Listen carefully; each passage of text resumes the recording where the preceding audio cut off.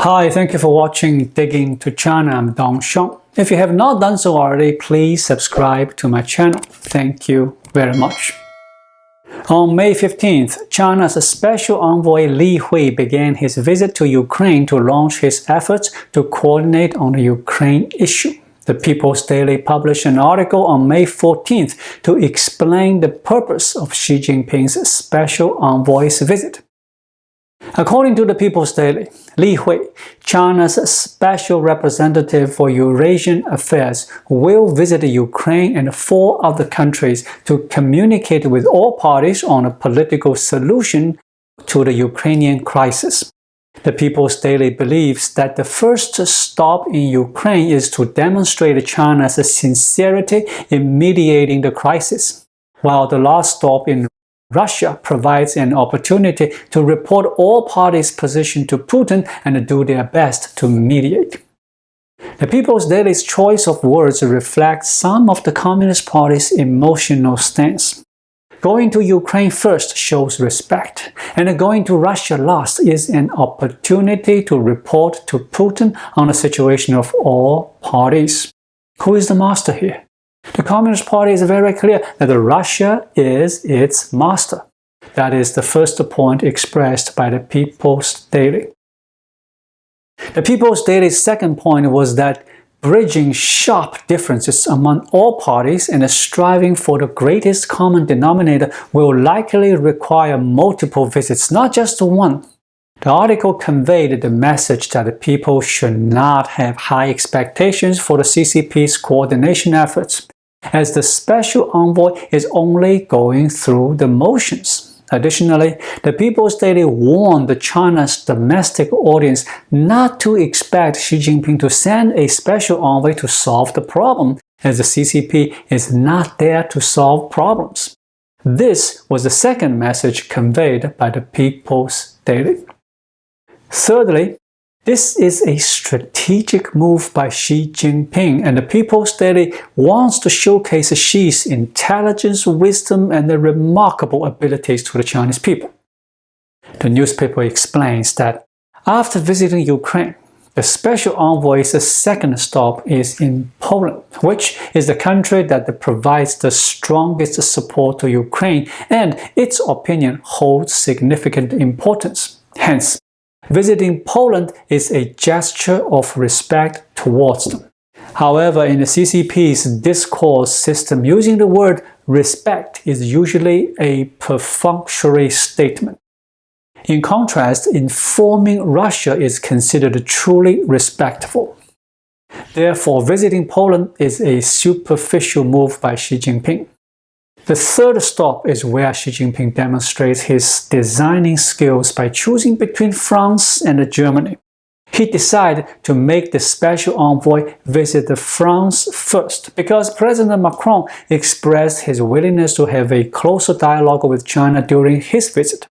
This is different from other countries and closer to China. The fourth stop is Germany, which ranks 4th because it doesn't want Russia to win the war but also wants to stop the conflict quickly. By visiting France first and then Germany, China is sending a subtle message to Germany. The People's Daily thinks that Xi Jinping's performance is watched around the world 24/7, but in reality, not many people pay attention to it. The CCP has become self-obsessed. The last stop is Russia, where Xi Jinping's special envoy will communicate the stance of all parties and consult with Russia on how to proceed with his move. Here are my takeaways.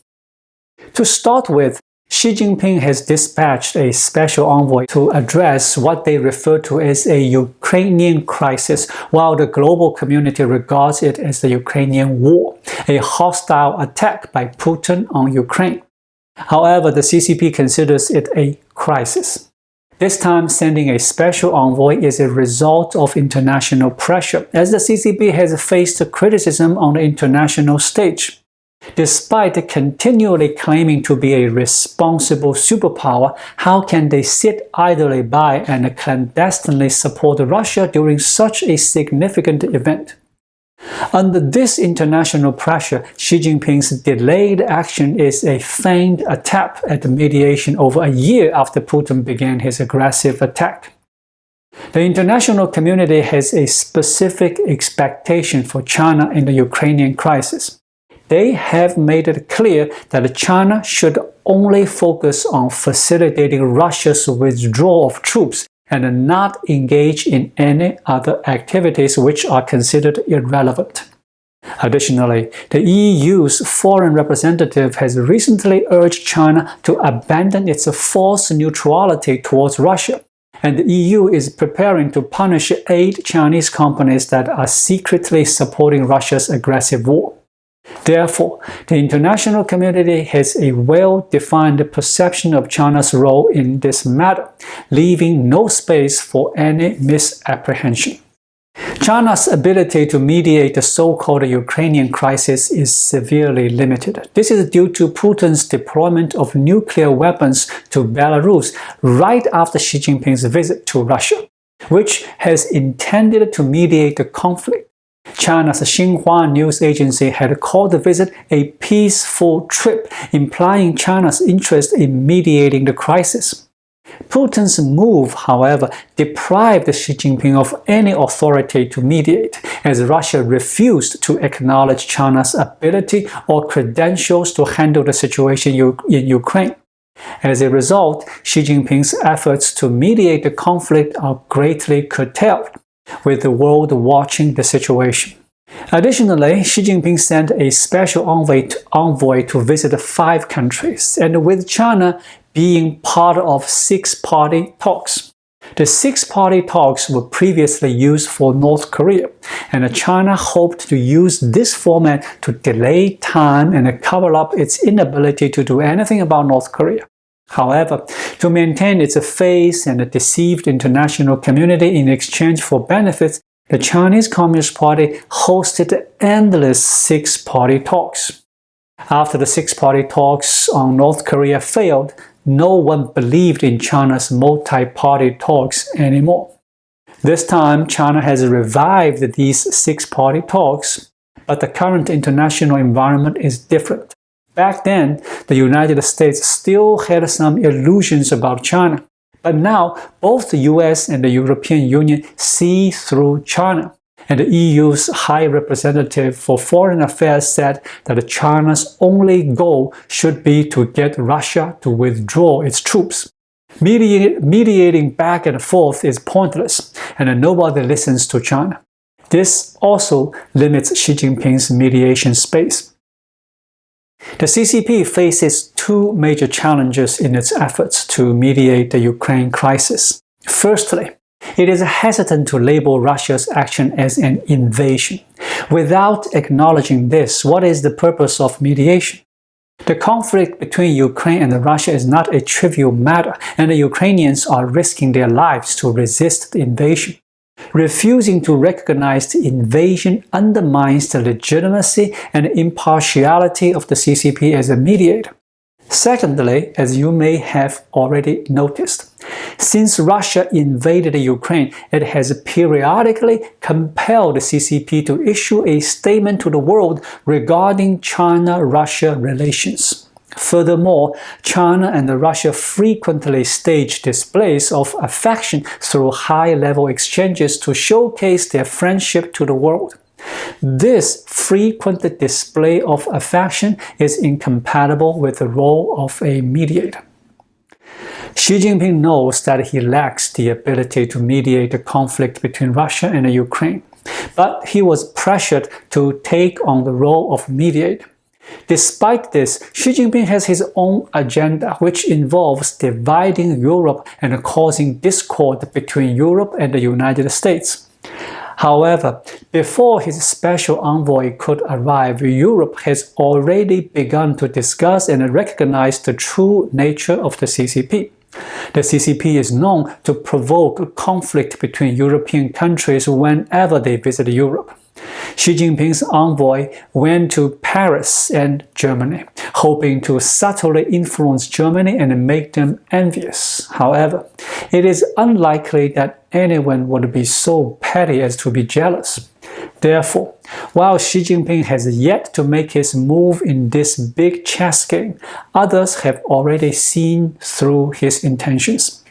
It is a curious observation that since Xi Jinping assumed power, every time he has presented a grand strategy, it has been quickly exposed by others, both domestically and internationally.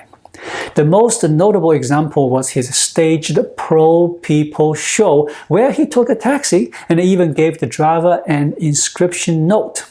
Though it appeared relatable, the Chinese people saw right through it, recognizing it as a self-directed and acted farce. Could Xi Jinping really ride in taxi? Another instance was when he had lunch at a steamed bun restaurant. As soon as he began to eat, it became apparent that he was just putting on a show. He sat in the restaurant with a group of guards, and no customers dared to come in. The performance was a complete failure. One cannot help but sympathize with Xi Jinping, whose every carefully planned move has been exposed by others. Despite this, he remains undeterred and continues to devise new strategies. However, such low-quality and rudimentary tactics are ineffective since their weaknesses are immediately evident to everyone. This also sheds light on why Xi Jinping has nearly ruined diplomatic relationships, including his mediation of the Ukraine crisis. Thank you for watching. Please leave a comment and subscribe to my channel. Just click the subscribe button right here. I'll see you again shortly. Until then, be well.